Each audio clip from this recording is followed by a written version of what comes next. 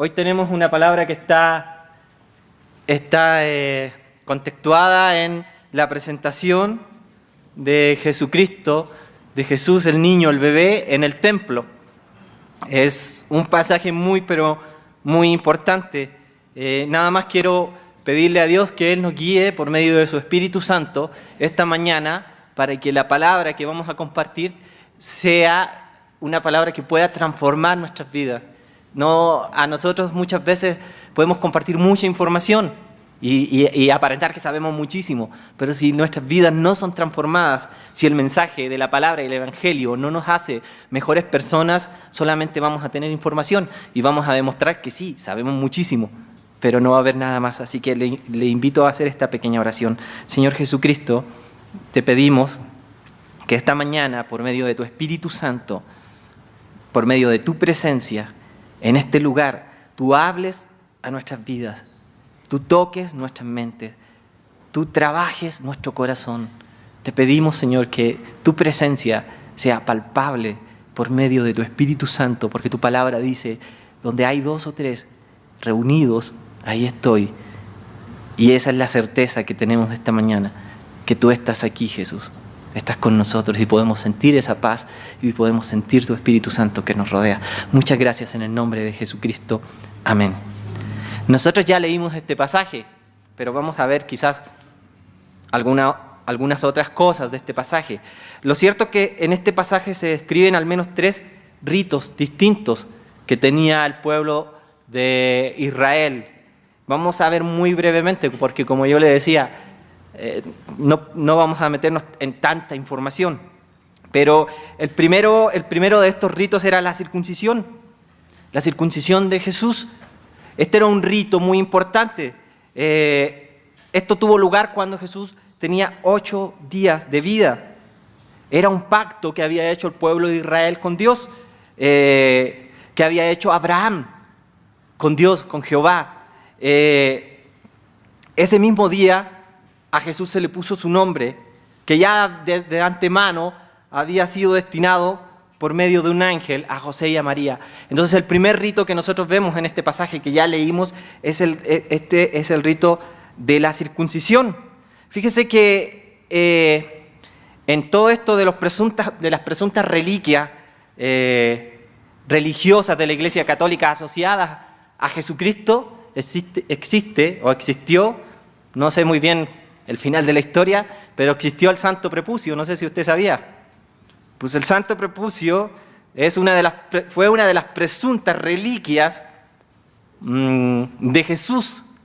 Esto fue abolido por el año 1901, creo, por la Iglesia Católica Romana. Sin embargo, por la década del 50 nuevamente se trató de indagar y de buscar y de ver esta situación para traerla nuevamente como un rito, como una forma de acercarse a Jesucristo. Entonces, una de estas reliquias que nosotros como cristianos no compartimos, además que es algo que está fuera de lo que podría ser verídico, pero sin embargo la Iglesia sí veneró y se utilizó, y reyes y personas, y durante la historia, y el Papa Inocencio III ratificó esto del anecdótico para mí, del prepucio, del Santo Prepucio. Bueno, era un rito la circuncisión para el pueblo judío, y en este pasaje vemos que Jesús cumple con uno de los mandatos. Es muy importante que en la vida de Jesucristo sus padres trataron de cumplir con todos los ritos y con todas las leyes que establecía la nación judía, la nación hebrea. Sin embargo, tenemos que también recordar que Jesús también empezó a abrir un espacio donde dijo, no, hay cosas que no tienen sentido y no las vamos a realizar. Jesús se reunía con prostitutas, con bebedores, con publicanos, con personas que eran desechadas por la sociedad religiosa de ese tiempo. Sin embargo, lo hacía. Él fue capaz de ir con sus discípulos y comer espigas de trigo en un día que estaba prohibido trabajar. Entonces Jesucristo, a la vez de que Él cumplía, también daba a entender que era más importante el espíritu y el sentido de las cosas que cumplir las reglas así estrictamente. Fue tratado de bebedor, de glotón, de comilón. Sin embargo, Jesús siguió su camino, haciendo lo que Él creía y pensaba que era correcto y lo que el Padre le había enviado a hacer. La circuncisión era el primer rito. La segunda ceremonia trataba de la purificación de María. Esto tuvo lugar 40 días después del nacimiento de Jesús. En el calendario litúrgico, normalmente el día 2 de febrero es cuando se debiera estar haciendo lo que es la presentación de Jesús, la purificación también de María. Creo que el 2 de febrero se celebra algo sobre la Candelaria, ¿sí? Si no estoy... Y que tiene que ver y tiene su nacimiento también en esto, en la luz de Jesucristo, también por esto de las velas y la celebración de la Iglesia Católica Romana, que se realiza el día 2 de febrero. Entonces, la purificación de María también tuvo lugar en este tiempo. La palabra de Dios nos dice que se les permitía traer 2 tórtolas o 2 palominos. También había muchas personas que eran pudientes y podían traer un cordero para hacer un sacrificio, un holocausto. Pero el hecho de que nosotros veamos que la palabra de Dios nos da el testimonio de que José y María traían solo 2 tórtolas o 2 palominos, nos habla de la pobreza en la que nació Jesucristo. De que era una familia pobre, de que era una familia que no tenía y que era una familia que también optó por esta forma más económica de poder hacer este sacrificio. Y eso también nos entrega un mensaje. No siempre los sacrificios grandes que nosotros podemos ver realmente puedan ser sinceros a lo mejor, porque había mucha gente que llevaba quizás muchos sacrificios, corderos muy gordos, no sé, y todos sabemos la calidad espiritual del pueblo de Israel en ese tiempo, de los religiosos de su época. Entonces es un mensaje muy importante también. Es lo importante en lo que nosotros podemos ofrecer a Dios de corazón, muy de corazón. Si eso va acompañado de algo tangible, de algo que realmente pueda servir para la obra, para el reino de Dios, va a ser mucho más importante. Pero recuerden que la palabra de Dios dice que Él no ve las cosas externas, no ve las apariencias, Él ve el interior. ¿Ah? Esa fue una palabra que se le dijo a Saúl. La segunda ceremonia entonces trataba con la purificación de María. El tercer rito era la presentación de Jesús en el templo de Jerusalén.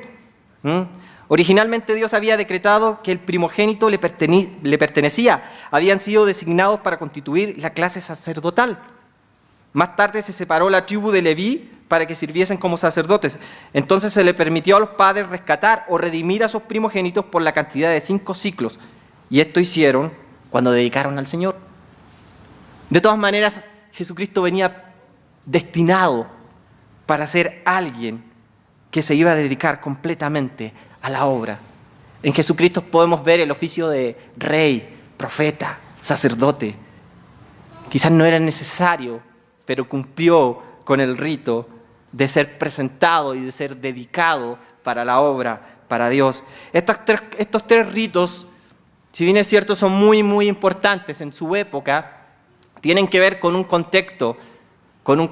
Podemos sacar enseñanzas como las pequeñitas que hemos podido vislumbrar ahora. Podemos sacar algunas cosas importantes en el tema de la purificación, en el tema del holocausto, en entregar a Dios lo mejor de nosotros, en el presentarnos delante del Señor para servirle, en presentarnos delante de Dios para ofrecer nuestros talentos, nuestros dones, nuestras profesiones, lo que nosotros tenemos, lo que Dios nos ha dado en nuestra vida. No necesitamos ser religiosos, no necesitamos necesariamente ser un pastor para dedicar una vida a Jesús, porque dedicar una vida a Jesús es dedicar una vida a los que no tienen, a los desposeídos, a los pobres, a los que no han escuchado la palabra de Dios. Eso es dedicar una vida a Jesús. ¿Y cómo la dedico?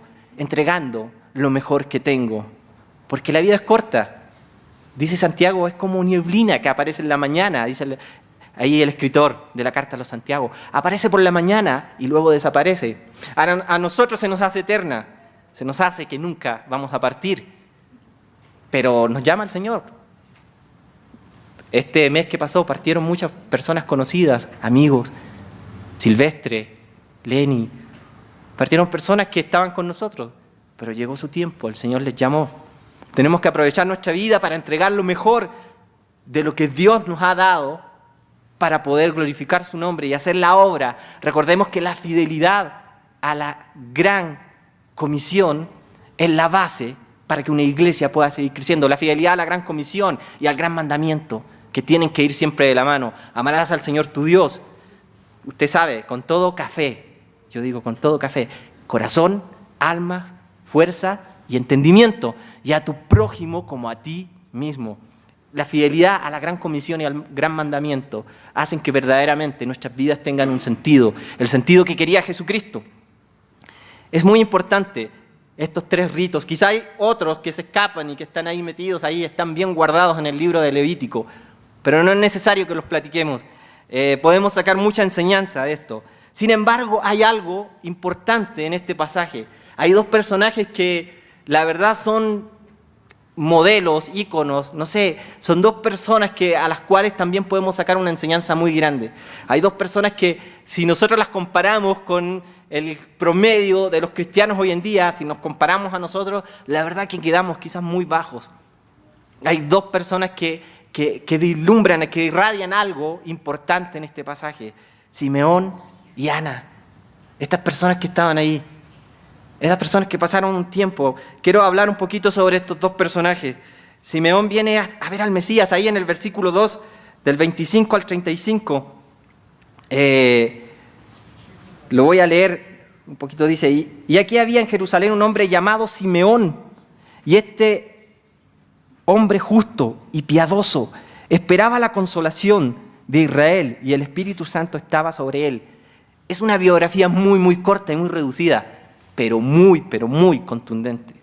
O sea, no, digo, podemos escribir un libro, y me imagino que debe haber libros sobre la vida de Simeón, pero yo me conformo solamente con el versículo 25. Eso me basta para saber que era una persona especial. Simeón era uno del remanente fiel de los judíos que estaba aguardando la venida del Mesías. Simeón era alguien que no había perdido la esperanza. El Espíritu Santo le había comunicado que no vería la muerte antes de haber visto a Cristo, al ungido, al Señor. Fíjese que la iglesia primitiva, la iglesia del primer siglo, tiene una tradición sobre Simeón. Dícese de Simeón que era uno de los 70 rabinos que participó en la traducción de una versión de la Biblia muy importante del Antiguo Testamento, se llama Septuaginta, mandada a traducir al griego por Ptolomeo Filadelfo. Entonces dícese que Simón era uno de esos, y que Simón, cuando estaba traduciendo, cuando dice, y la Virgen tendrá un niño, él como que dudó, dijo, de la Virgen, dijo, le voy a poner de la mujer. Le pone de la mujer. Y en ese momento, dice la tradición, porque es una tradición de la iglesia primitiva, dice que vino el Espíritu y le dijo, y lo reprendió, y le dijo que no, de una virgen le dijo. Y tú no vas a morir antes que veas al Mesías, al ungido de Dios. Como haya sido, de alguna forma el Espíritu Santo tocó la vida de este hombre, tocó la vida de Simeón cuando le dijo que él iba a ver al ungido de Dios. Hay una misteriosa comunicación de conocimiento divino a aquellos que caminan en una sosegada y contemplativa comunión con Dios. Esto es muy importante. Nosotros decimos a veces, Señor, ¿por qué tú nunca me hablas? ¿O por qué tú nunca me muestras? ¿O por qué no siento lo que tengo que hacer? ¿O cuáles son los caminos que debo tomar? Es que el Señor te puede responder y te decir, es que en la fiesta, en el centro comercial y siempre alejado de mí, no te voy a poder hablar. Y no es que yo diga que estas cosas son malas, ustedes saben que no. Nosotros podemos disfrutar de muchas cosas de la vida, pero hay algo, hay una cosa, una comunicación especial cuando hay una vida que busca la contemplación de Dios, que busca la santidad, que busca apartarse de vez en cuando. Esto no significa irse a un monasterio, ni de ninguna manera, y no significa dejar de ir al cine, dejar de hacer ciertas cosas, no, simplemente de ser sensible a buscar a Dios. Me gusta mucho un teólogo peruano, Gustavo Gutiérrez, dice que me gusta mucho una frase que tiene en una tesis que él hizo para su tesis sobre teología. No me recuerdo bien el nombre, pero él decía algo así, decía, es un atrevimiento hablar de Dios, decía. Hablar así, llenarse la boca y empezar a decir, no, esto otro, dice, sin antes hacer 2 cosas, dice. Acto primero, dice. Primero, ten una contemplación de Dios, una veneración de Él. Búscale, piensa en Él, o sea, primero siéntate en un lugar y trata de buscar la presencia de Dios. Es el primer acto. Dice, segundo acto, Dice Gustavo Gutiérrez, que es un teólogo peruano, dice, toma tu pala y trabaja, haciendo alusión a que muchas veces sí hablamos de Dios, podemos decir muchas cosas teóricamente, pero ni siquiera le hemos experimentado, no hemos tenido esa relación con Él, ni siquiera hemos trabajado por Él. Porque déjenme decirle una cosa, con mucho respeto, venir a la iglesia no significa que estamos haciendo estas cosas. No hacemos un domingo si no tenemos una semana donde buscamos la presencia de Jesús, donde tratamos de ser sensibles. Hay algo en Simeón que hizo que Dios hiciera que este hombre estuviera seguro de que iba a ver al Mesías, de que fuera parte de este remanente fiel. Dice, sucedió que entró en el área del templo. Nuevamente voy a repetir, versículo 27-28, dice, el mismo día que los padres de Jesús le presentaban a Dios, Simeón fue informado sobrenaturalmente de que este niño era el Mesías prometido, era el Salvador. Tomando a Jesús en sus brazos, pronunció el memorable cántico, ahora conocido como el Nunc Dimittis, en latín, que quiere decir, ahora dejas, porque son las primeras palabras que él dijo, Señor, ahora dejas que yo muera, ahora puedes dejar. Yo tengo una imagen, más bien, tengo el himno, este himno que fue musicalizado por Charles Stanford, que se titula Nunc Dimittis, y quiero que lo vean aquí en las pantallas, quiero que vean un poquito, que esto es el fondo es, no me recuerdo bien, pero es un coro de una iglesia, pero es una representación de cómo Simeón ve al niño y cómo por medio de este cántico él le adora y él declara que él era el Mesías.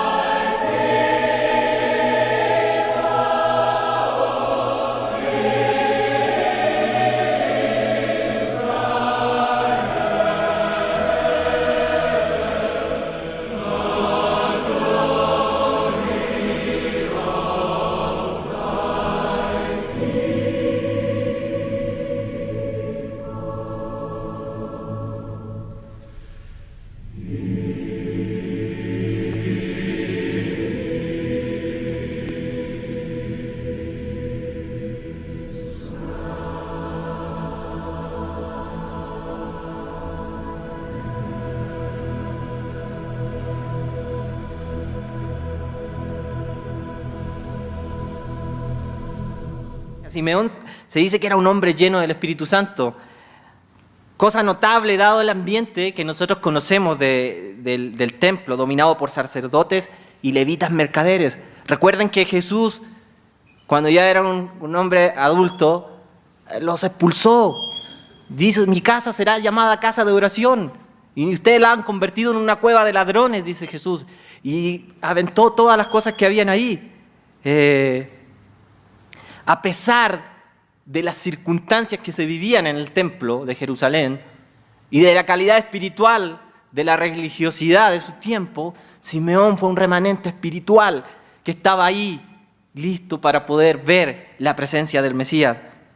Y no nos sorprenda, pues la espiritualidad auténtica florece en los ambientes más difíciles. No tiene que ver con la iglesia donde usted está, no tiene que ver con las circunstancias, porque muchas veces podemos utilizar esa excusa. Es que en la iglesia donde estoy no son malos los líderes, el pastor es malo y esto y lo otro y aquí y allá. No tiene que ver con eso. Simeón es la respuesta a que nosotros debemos vivir una espiritualidad sana, independiente de lo que me diga un hermano, de lo que me dice otra persona, porque vamos a encontrar gente que va a actuar mal, que va a vivir una fe como vivían la fe estos religiosos de su tiempo. Y eso pasa a menudo. Pero Simeón es la respuesta a que podemos vivir una espiritualidad. Era muy difícil tener esperanza en aquellos tiempos en el que el imperio romano gobernaba el mundo y sus invencibles legiones aplastaban sin piedad cualquier gesto que desafiara la paz romana. Nosotros conocemos esa historia. O sea, la religiosidad en ese tiempo igual estaba muy reprimida. Cualquiera que desafiara esa paz romana era perseguido, quizás crucificado como lo hicieron con Jesucristo. Esa paz a veces que también en este mundo se nos quiere imponer, la paz del poder militar, la paz de la fuerza bruta, la paz de la economía que consume los recursos naturales, que consume los pueblos originarios, esa paz política donde se juntan unos pocos motivados, no sabemos por qué espíritu, a tomar decisiones que finalmente hunden más a nuestro mundo.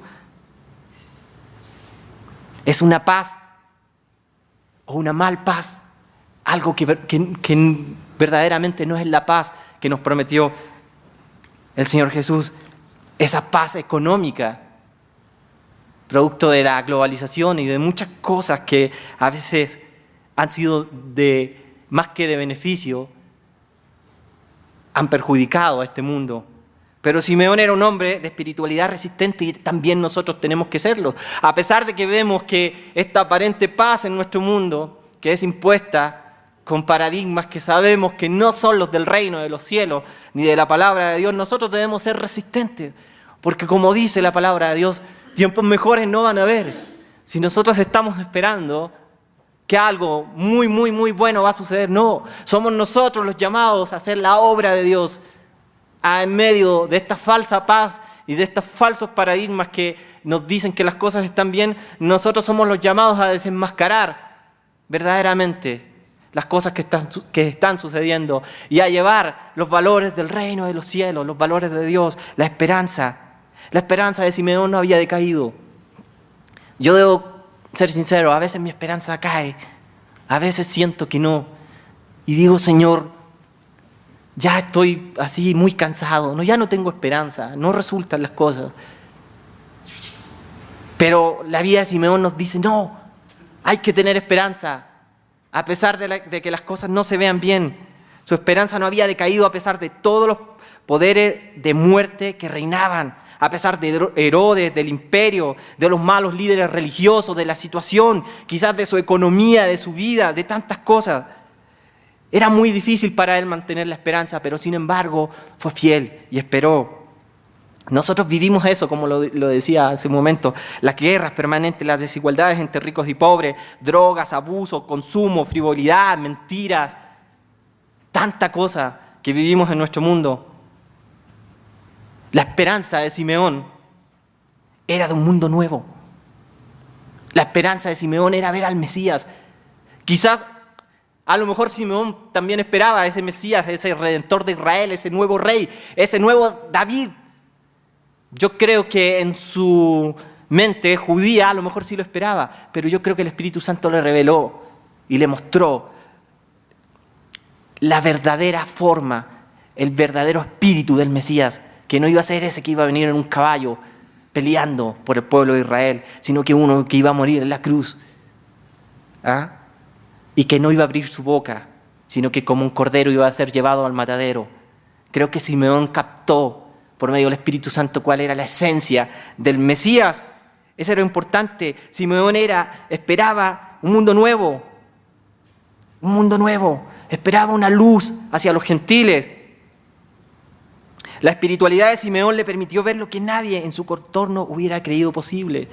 Y fíjense que yo pienso en la iglesia, porque el templo, ese era el templo en ese tiempo. Nadie vio, ninguna persona vio, ninguna persona tuvo la espiritualidad y la sensibilidad de ver un recién nacido de una familia de campesinos pobres, del área de más impureza racial y religiosa de Galilea. Por ahí uno dijo, ¿y de Galilea puede venir algo bueno? Nadie tenía una esperanza en Galilea. ¿Quién diría semejante cosa? Ver en un bebé la salvación que Dios había preparado para la humanidad. Simeón tuvo esa sensibilidad. Y la pregunta es si nuestros ojos están preparados para ver las grandes cosas donde Dios puede manifestar su poder. Porque nos puede pasar como a todas las personas que estaban en ese templo. A lo mejor no estamos viendo lo que Dios puede, quiere y está haciendo en medio de nosotros. Porque como dije en un principio, hay una conexión entre las cosas que Dios nos habla en nuestra vida y la contemplación y la búsqueda de santidad y de su presencia que nosotros podamos tener. Hay una conexión. Si no, nunca vamos a pasar como esas personas que estaban ahí alrededor vendiendo tórtolas, becerros, los religiosos que estaban en ese tiempo. Nadie se dio cuenta, nadie lo vio. Todos estaban en sus asuntos. Sin embargo, Simeón tuvo la sensibilidad para decir, aquí está el Mesías, aquí está el Salvador del mundo. Él dijo, Señor, ahora despides a este siervo tuyo y lo despides en paz. De acuerdo a tu palabra, mis ojos han visto ya tu salvación, que has preparado a la vista de todos los pueblos, luz reveladora para las naciones y gloria para tu pueblo de Israel. Él lo vio, pero los demás no lo vieron. Nuestros ojos están preparados para ver lo grande y el poder, la fama, el dinero. A veces estamos más mentalizados en eso. Quizás los ojos de la iglesia hoy en día están preparados para ver a quién. A Cash Luna, a Benny Hinn, los anillos de oro, las luces, los abrigos caros, jet, helicópteros. Pero no están preparados para ver al bebé, al Mesías, al que viene con padres pobres, al que no puede traer una ofrenda de un becerro, al que trae 2 tórtolas. Pero nuestros ojos hoy en día quizás están preparados para querer ver solo lo grande, solo lo majestuoso. Hace menos de un mes yo predicaba sobre Juan el Bautista. Él era una voz, simplemente una voz en el desierto que preparaba el camino para el Señor. No tenía un ministerio grande, no tenía grandes discípulos, no tenía un gran templo. Su ministerio no estaba destinado a crecer, sino a decrecer y a menguar. Y hoy en día hemos dado vuelta a eso. Hoy en día vemos ministerios y hombres que más bien crecen ellos y no crece la bendición, la palabra de Dios y los valores del reino de Dios. El mundo nuevo de Dios comienza desde lo débil, desde lo frágil, lo que no tiene nombre ilustre, desde lo que no había esperanza. Desde ahí comienza. No despreciemos lo pequeño, no despreciemos lo humilde, no despreciemos lo que a lo mejor no tiene eso, que a lo mejor usted tiene, o que tienen otras iglesias que son mucho más grandes que esta. La espiritualidad de Simeón le permitió ver en el niño de Belén al Salvador del mundo. Y la gente que rodeaba a este niño y que estaba en el templo, sus ojos no pudieron ver, ni siquiera pudieron ver a Simeón, que quizás era un hombre, y más bien era un hombre muy humilde.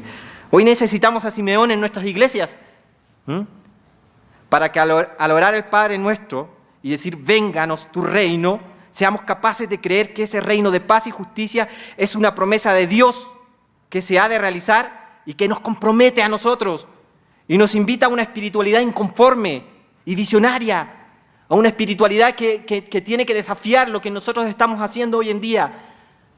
en nuestra vida, en nuestros hogares y en nuestra iglesia. Que cuando digamos, venga tu reino, queramos que venga. Y no solamente lo digamos, Señor, venga tu reino. Y después nos olvidemos del pobre, del que no tiene, de las injusticias, de la corrupción y de tantas cosas que suceden en nuestro país. Dios quiere y nos invita a una espiritualidad inconforme, quizás revolucionaria. Y no estoy hablando, ustedes saben que yo no estoy hablando de espiritualidad, de hacer demostraciones significativas y cosas raras. No, porque bien lo he dicho otras veces, ser espiritual no tiene que ver con eso, sino con hacer lo correcto en el lugar y en el momento adecuado. No es hacer demostraciones extraordinarias como lo hacen predicadores ahí en la televisión. No, hermanos, no. Quitémonos esa venda de los ojos. Veamos el verdadero mensaje del Evangelio. Creer en Jesús es creer que otro mundo es posible. Es así. Es no conformarnos con el status quo que tenemos y con lo que está ocurriendo. Creer en Jesús es creer que otro mundo es posible. Que otro mundo es posible. Eso es creer en Jesucristo. Simeón lo creyó. Simeón sí sabía eso. Dice, has preparado a la vista de todos los pueblos, dice, luz reveladora para las naciones, para los pueblos. Eso es lo que creía Simeón. ¿Cuánto necesitamos también tener ese espíritu de este hombre en nuestras vidas? Poder ser personas visionarias, remanentes fieles y que sepamos esperar la venida de este Salvador. También no solo fue Simeón el que se acercó al niño Jesús. Ana, la profetisa, ahí en los versículos del 36 al 39, ella era una anciana feliz, daba gracias a Dios en el templo, ella estaba ahí, ella estaba presente. No hablaba mucho de sus achaques, de sus problemas ni de sus dolores, pero estaba presente, estaba ahí. De seguro tenía muchos problemas y muchas circunstancias difíciles, pero no escuchamos eso delante del Salvador. No escuchamos una queja, sino escuchamos cómo esta mujer daba gloria a Dios por su vida. Esta era una profetisa, una reverenda de sus días. Se había ganado su lugar ahí en el templo. Lo vemos claramente con su presencia. Cuando empezó a hablar del niño a todos los que estaban ahí en Jerusalén, podemos ver que era una mujer que estaba comprometida también con el advenimiento del Mesías, que creía y que sentía y que le había sido revelado en su corazón la presencia de este bebé, de Jesús. Lo mismo que Simeón, Ana la profetisa era un miembro del remanente fiel de Israel que esperaba el advenimiento de Jesús. Pertenecía a la tribu de Aser, que significa feliz, bienaventurado, una de las 10 tribus que habían sido llevadas al cautiverio por los asirios en el año 721 a.C. Ana debía tener entonces más de 100 años, porque había estado casada durante 7 años, luego enviudó y durante 84 años. Probablemente esta mujer tenía mucho más de 100 años. Como profetisa es indudable que recibía revelaciones divinas y que servía como portavoz de Dios. Era fiel en su asistencia a los servicios públicos en el templo, adorando con ayunos y súplicas de día y de noche en el templo. Su edad era muy avanzada, pero no le impedía servir al Señor. La edad no impide servir al Señor. ¿Qué dice la Biblia sobre Ana ahí en el 36 al 37? Dice, estaba también allí Ana, profetisa, hija de Fanuel, de la tribu de Aser, de edad muy avanzada, pues había vivido con su marido 7 años desde su virginidad. Y era viuda hacía 84 años, y no se apartaba del templo sirviendo de noche y de día con ayunos y oraciones. Híjole, no se apartaba de noche ni de día sirviendo con ayunos y oraciones. Esta, presentándose en la misma hora, daba gracias a Dios y hablaba del niño a todos los que esperaban la redención en Jerusalén. Hablaba del niño a todos. Ana, la primera evangelista del mundo. Ana, la primera en hablar de Jesús a los demás. Ana, la primera mujer que estaba sirviendo y estaba compartiendo el evangelio. Lo podemos ver aquí en este pasaje. Cuando el testimonio se sale del plano intelectual y expone la experiencia personal de quien está caminando a diario con el Señor, el mensaje posee una pasión y una autoridad que jamás logrará argumentación alguna. Cuando nuestro testimonio sale de aquí, de nuestra mente, de lo intelectual, y viaja a lo tangible, no hay argumento, no hay persona que no pueda entender la verdad del Evangelio cuando lo demostramos con el amor que Jesús demostró cuando pisó en esta tierra al reunirse con leprosos, prostitutas, publicanos, pobres, desechados, marginados, con los niños que eran parte de una categoría muy inferior en el pueblo hebreo. Cuando sacamos nuestro testimonio de lo intelectual y lo llevamos al contexto y a la vida diaria, es que realmente podemos estar predicando a Jesucristo. Fíjese que yo estos últimos meses he tenido una contradicción con el lavamiento de los pies. Yo he lavado los pies a jóvenes y a gente en la iglesia. Lo hemos hecho con Gamaliel, lo hice con Luciano en Chile, lo hicimos con los jóvenes de Hechos 29 y me parece una experiencia muy bonita, muy enriquecedora, muy emocionante. Uno siente una emoción, yo sé que más de alguno aquí también lo ha hecho, es un simbolismo, ¿cierto? Lo hizo Jesús. Y estoy convencido de que sí lo podemos seguir haciendo. Yo creo que sí podríamos seguir haciendo como simbolismo, lavar los pies a las personas. Pero imagínense que yo hoy dijera, voy a lavar los pies y como pastor voy a tratar de hacer un servicio a usted. Lo más probable es que todos ustedes vienen con los pies ya limpios, porque se bañaron en su casa y todo eso. Entonces no va a servir de mucho el acto. Hay que recordar un poquito que el lavar los pies era un oficio en el pueblo de Israel, que las personas que caminaban con sandalias caminaban por los mismos caminos donde transitaban vacas, bueyes, caballos, eran parte de los caminos que había construido Roma de piedra. Entonces al caminar obviamente en los pies se reunía polvo y excremento de animal. Generalmente los judíos comían en unas mesas muy muy bajitas o si no, a ras en el piso. Entonces todos se sentaban ahí. Entonces sus pies a 15 centímetros de la comida sucio no era muy agradable. Entonces cada hogar tenía una persona, quizás un esclavo o alguien muy pobre que por el oficio de lavar los pies y limpiar los pies tenía un techo y una comida. Lo que hizo Jesucristo al lavar los pies de sus discípulos no fue un simbolismo. Lo que hizo Jesús fue un servicio. Él hizo un oficio. A lo mejor alguien puede estar en desacuerdo que fue un simbolismo. Bueno, podemos analizarlo. Para mí no fue un simbolismo. Lo que hacemos hoy en día nosotros es un simbolismo. Porque nosotros lo más probable es que no vamos a tener los pies sucios. Entonces, me causó una contradicción el decir, ¿qué será mejor? Y le voy a poner un ejemplo. Hace como un mes tuve el agrado de visitar la Sierra Sur de Oaxaca con David y pude ministrar la Santa Cena, fue muy hermoso. Ahí traducido al zapoteco, a la lengua originaria de ellos, porque la iglesia no hablaba español, la mayoría no hablaba español.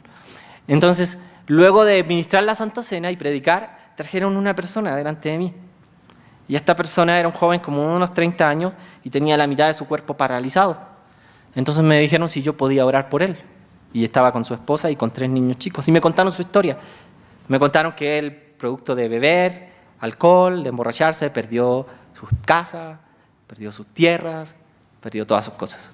Y ahora tenía 3 niños pequeños, una esposa y él, producto de andar borracho, se cayó por ahí y quedó con la mitad de su cuerpo paralizado. Entonces yo le pongo un ejemplo. ¿Qué serviría más? ¿Que yo le lavara los pies a esa persona? ¿O que pudiera pensar y decir, oye, yo creo que a lo mejor si le preguntamos a algunos médicos o a alguien que quizás lo que él tiene es algún coágulo, alguna cosa, yo no sé de medicina, pero esto es como algo, como un ejemplo, ¿qué serviría más? Y ahí está el hecho, que cuando nuestro testimonio sale de lo intelectual y de lo simbólico a algo práctico, es cuando verdaderamente estamos predicando el Evangelio de Jesucristo. Yo digo que es bonito hacer el simbolismo, claro, lo podemos hacer un día, sí, porque recordamos este acto precioso de Jesucristo, pero también es bonito decir, pues no le voy a lavar los pies y voy a ir a servir a esta hermana, a esta anciana, vamos a ir a reparar su casa, vamos a hacer esto, vamos a ir a ayudarle a esta persona que está postrada, que necesita una medicina. Creo en el poder del testimonio. Yo he tenido también una experiencia buena con el Ministerio MAEM, que es ministrando a los abusados y explotados en México, que le doy gracias a Juanita, a Alma, a Mendoza, que creo que son como el corazón y las iniciadoras de este proyecto que nace en esta iglesia también, con otras iglesias del pacto, pero hemos visto que hay una necesidad tremenda por ayudar a las personas que están siendo abusadas. En este país se venden a las niñas de 15 años. Si usted quiere comprar una, vaya, y hay un lugar donde puede comprar una niña para prostituirla. Y nadie hace nada. Eso es lo más terrible. Con este ministerio queremos tratar un poquito de levantar una luz. Ojalá Dios nos dé la visión y la ayuda y el sentimiento para hacer algo más importante. Simeón y Ana representan fieles remanentes del Señor. Personas que no se quedaron en lo intelectual, sino que creyeron que el Mesías venía y creyeron en Jesús, en un Mesías que venía a traer un mundo mejor, un mundo mejor. Sus méritos eran devoción. Buscaban la presencia del Señor. Estaban llenos del Espíritu Santo. El Espíritu Santo estaba en ellos. ¿Por qué? Porque habían buscado al Señor. Tenían paciencia.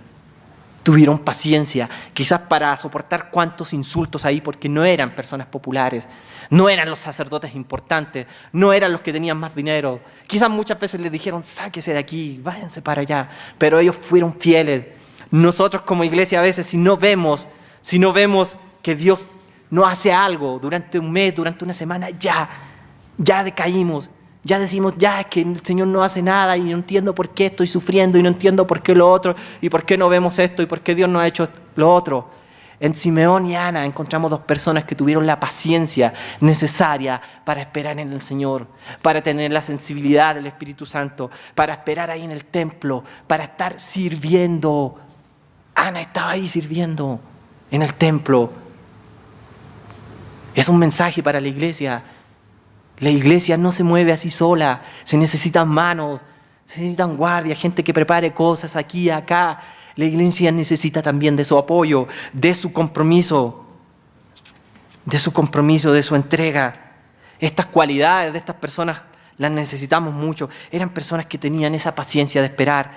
Dice en Gálatas 6:9, no nos cansemos pues de hacer el bien, porque a su tiempo cosecharemos si no nos desanimamos.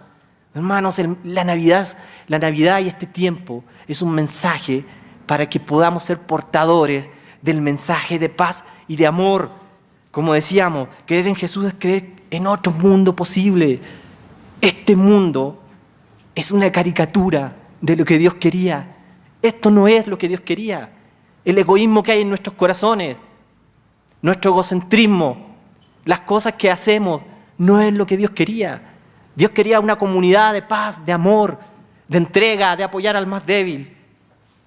No nos cansemos pues de hacer el bien, porque a su tiempo cosecharemos. Si no nos desanimamos, no nos desanimemos. Al igual que Simón y Ana, nuestros ojos han visto la salvación. A menos que usted está en este lugar y no ha entendido el mensaje de Jesucristo, pero yo creo que casi todos estamos aquí hemos entendido. Porque vamos a partir un día y nos vamos a enfrentar cara a cara con el Señor. Nuestros ojos han visto la salvación de Dios. La hemos visto por las cosas que ha hecho en nuestra vida.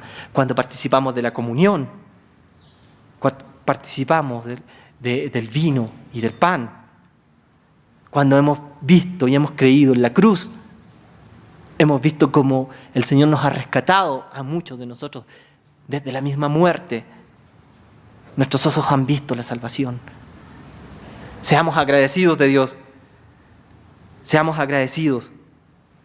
Ana y Simeón hoy nos hablan de una esperanza que resiste al mundo presente. Nos hablan de una esperanza que va más allá de lo que estamos viendo, que resiste al mundo presente, que resiste a la violencia, al mercado consumista, a un mundo de injusticia, a un mundo que en 4.000 años solamente ha tenido 200 años de paz. Simeón y Ana, nos hablan de dos personas entregadas y que tuvieron la sensibilidad para ver a Jesucristo. Jesús está aquí esta mañana, esta tarde. Jesucristo está aquí por medio de su Espíritu Santo. Yo espero que todos tengamos los ojos sensibles espiritualmente para verle esta mañana, para sentir, para oírle, para sentir que nos está hablando, para sentir que nos está diciendo: el 2014 es un tiempo nuevo, es un tiempo para construir. El relato del nacimiento de Cristo termina con el testimonio de Ana. Termina con Ana predicando a este bebé Jesús nacido. Los grandes momentos de su vida están aún por delante de Jesús. Todos los ingredientes de su grandeza, todas las cosas todavía están por suceder. Jesús todavía tiene un camino por delante para llegar a la cruz y para entregarse por nuestras vidas. No nos olvidemos de este mensaje. No nos olvidemos que Jesucristo vino, se hizo hombre para morir por nuestros pecados, para entregarse por nuestra vida y para heredarnos la vida eterna. Luego de su partida en la cruz, dijo: voy a preparar un lugar para ustedes. El Señor está preparando un lugar para nosotros y le agradecemos. Bendito sea el nombre del Señor. Nada más déjeme hacer una oración ahí donde está usted. Señor Jesús, te agradecemos porque tu palabra es tan hermosa, Señor. Porque tu Espíritu Santo, Señor, quiso que estos relatos estuvieran en las Sagradas Escrituras. Te agradecemos por la vida, por el ejemplo, Señor, de Simeón, de Ana, fieles remanentes de tu pueblo, Señor. Ayúdanos a ser fieles remanentes de tu pueblo. Pero también te agradecemos por Jesús. Tú lo enviaste como un bebé, Señor, para redimir nuestras vidas. Te damos gracias por todo, porque sin duda Jesús es el ejemplo máximo y sublime de amor y de entrega y de pasión. Te agradecemos, Padre eterno, en el nombre de Jesucristo. Amén. Amén. Que Dios le bendiga, hermano.